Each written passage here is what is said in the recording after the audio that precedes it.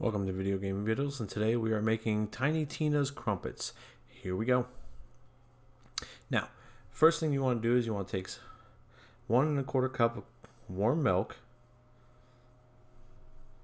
3½ cups of flour, 1¼ cup of lukewarm water, 2 tablespoons of melted butter, 1 tablespoon of clover honey, 2½ teaspoons of instant yeast.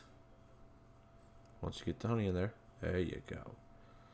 2½ teaspoons of instant yeast, ½ teaspoon of baking powder. I have to get all the yeast out. There you go. And then ½ teaspoon of fine sea salt. There you go. Put that all in there with your dough hook, and you want to mix that until it forms a nice good dough. And stare at it. There you go. Put it down. There you go. And then you want to turn that on, and you want to let that go until it forms a nice dough. See here, I'm going to put this into a bowl. It's a nice liquidy dough, almost like a pancake batter. But don't worry about that. And don't mind the little girl in the background watching her shows. She's got to be in the kitchen when I cook. So there she is in the background. And don't mind the mess from everything I have on my stove there. I have no room to work with. So yeah. So you want to cover it up with a nice towel. And you're going to put it somewhere warm. Preferably I have my oven on 200 degrees. And I put it right on top of the oven there. That'll keep it nice and warm. Now, while we wait for that to go up, we're going to make some homemade maple butter. So here I got a quart of heavy cream.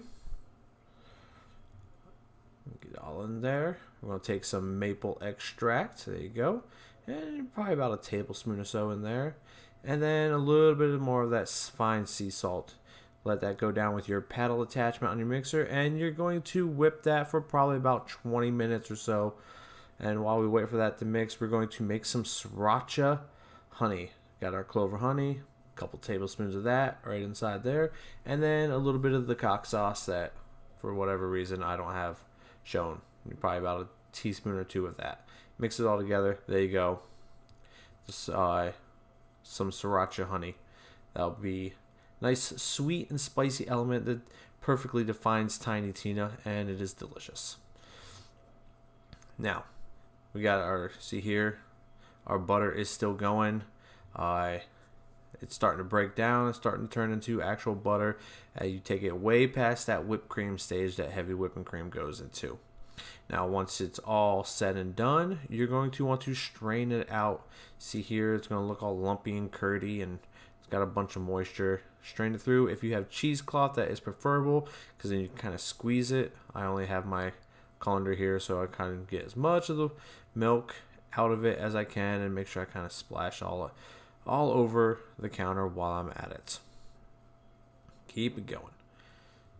And you want to don't be afraid, after you get it going, take your hand, kind of squeeze it a little bit and everything, but you want to make sure you try to get all the moisture out that you can.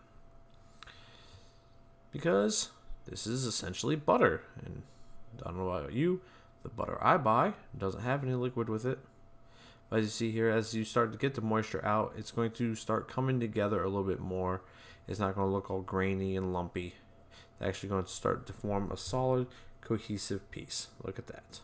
Look at me go. See here? Still got plenty of moisture in there. This kind of working in with my hand. Get my moisture out. Apparently my editing was a little faulty on this video, and I apologize for that, but you see here, I'm just trying to get as much of the milk out of my butter as I can.